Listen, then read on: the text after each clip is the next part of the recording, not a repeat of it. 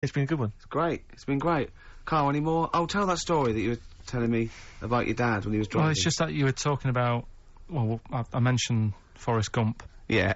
And, the Forrest Gump types. When my dad was when he was a taxi driver... Yeah.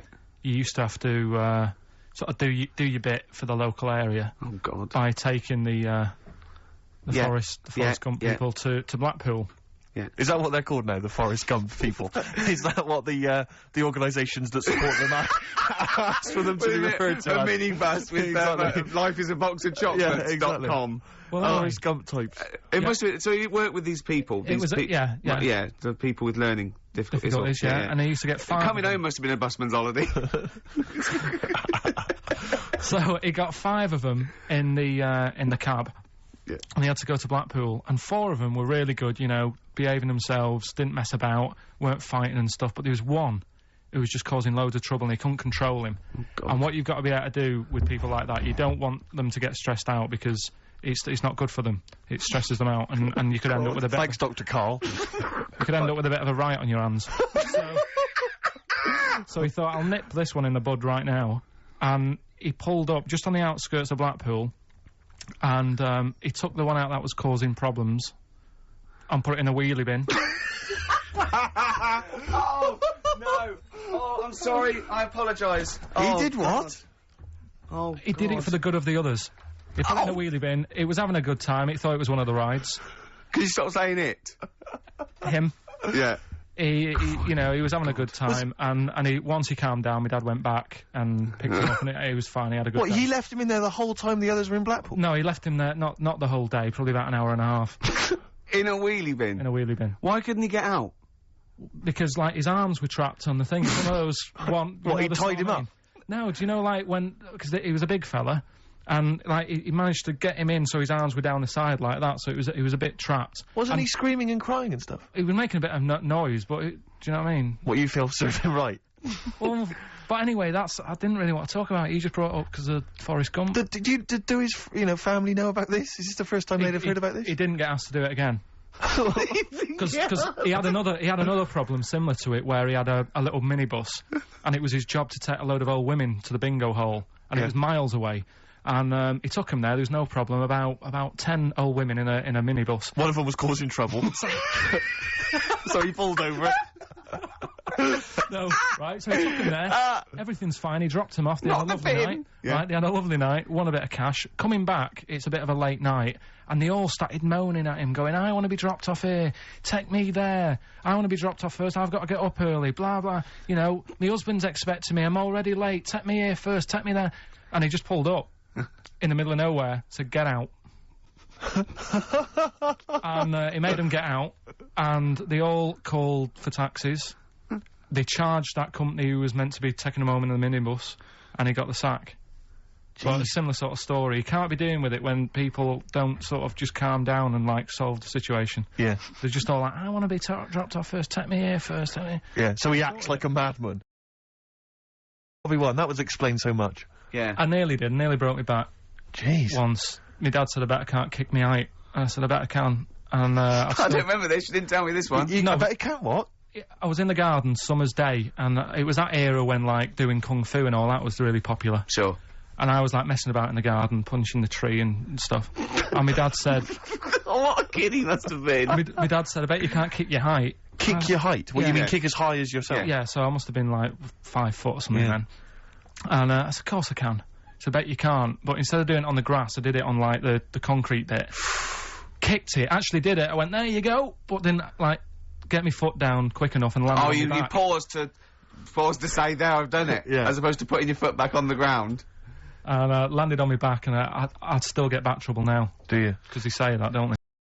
Do you know, like, you're always giving me questions in the week, you're always saying things like, if I put you in this situation, what would you do? Like what? Like what? It'd be bizarre things. Like what, though? Say one. If you had to lick...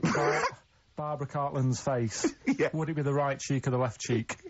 Sorry, does Barbara want her face being licked? No, I'm just saying if that's what she's into, then I don't mind popping... She's dead, yeah. So, Isn't she? Isn't she? I don't think she is. Just be careful, because you can't libel the dead, so I want to make sure she's dead before we start saying horrendous things. But I don't think she is dead. I'm almost certain she's not.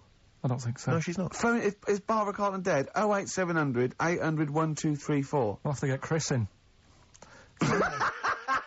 So listen, right? So anyway, he always calls up with, like, bizarre stuff like that. And I was watching a programme the other night about snakes.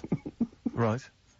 And it was like, don't walk through a river that's full of snakes because... Good work, good advice. They if you got a kid in the car or in the house, turn your radio down if you don't want them to hear stuff like this.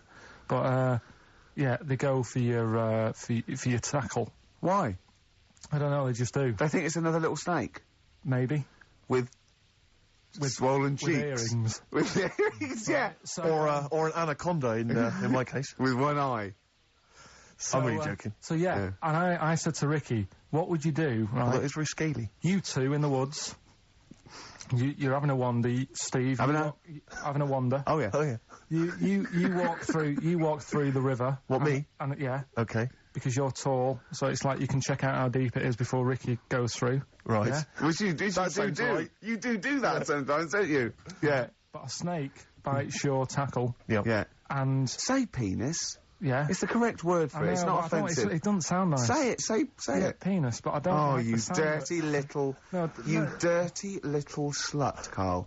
You're a dirty little... It's just one of those words. Right, Yeah. carry on with the... Let's carry on. What's the story? I'm wandering through a river. Yeah, Yeah. and the snake Bites. your penis. Right. And... You know Ricky, like, doesn't leave, like, WC1.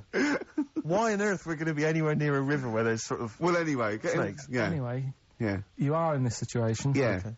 The snake bites you, and I said to Ricky, if it was a matter of life or death, would you suck out the poison?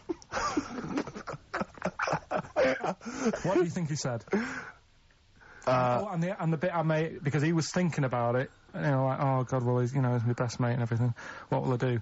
And I said, and then Steve starts sort of groaning like he's enjoying it.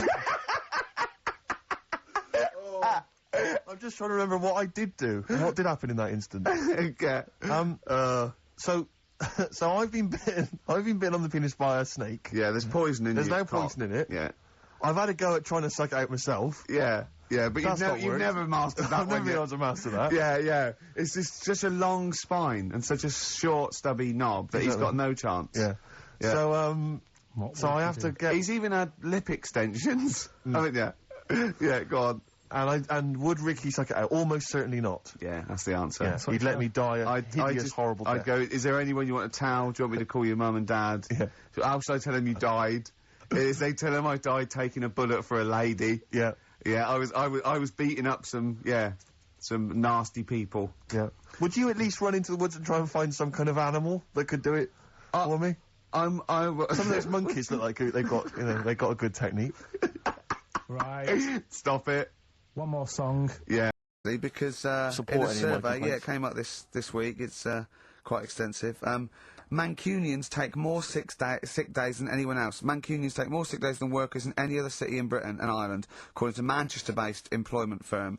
Survey by Peninsula found employees in Manchester take 11 sick days per year, whereas closest rivals Edinburgh and Dublin take an average of 9. Liverpool, Newcastle, Birmingham, Cardiff only 8.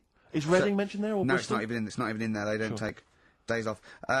London is only 7. So the point is, I mean, I don't think you can take anything from it, but if you're an employer and you had a Mancunian and a Liverpudlian and they were equal on everything else, but you really couldn't afford them to be away, Liverpudlian's going to probably be away for 8 days. Sure. The Manc's going to be away for 11, phoning in sick. And So what can you? I mean, just Well, the point analysing is the data there. What would you extrapolate from that? I really don't know. I mean, call in if you've got any clues, or email us in if you've got any. I don't know why they. I think maybe. I don't know. Mancunians. I mean, I don't really know many people from Manchester. Well, I only know one, but I know he was off sick because he put on wet trousers and he got. You got a cold, I think. Yeah, well, he just said he was. Yeah. Didn't come in for. Yeah. He left early as well once. Yeah, yeah. But I don't know. I mean, that's the survey. I don't know.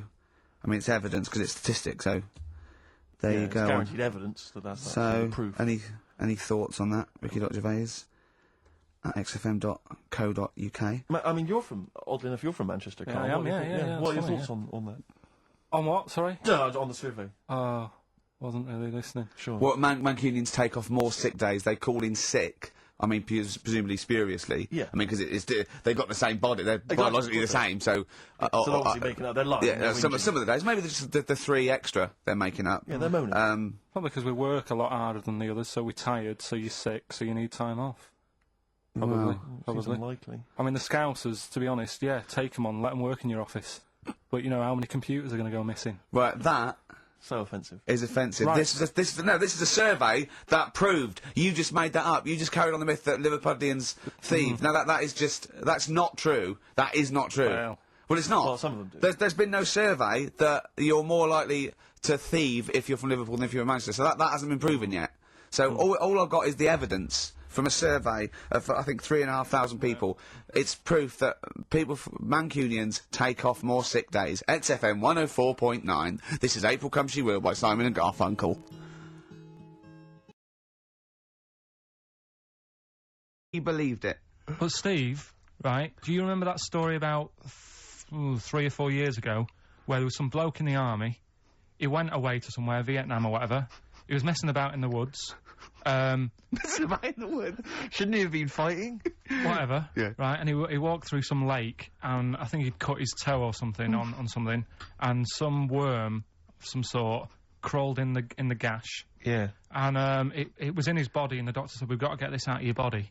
So what they did was, they said, right, the thinnest part or something of your body that things can crawl through is on the top of your head. So they wrapped Where the skull is. So they wrapped some bacon. No, they didn't! They did. Ah! That's Oh, that right. thing. So Everyone... he's gone in by the toe.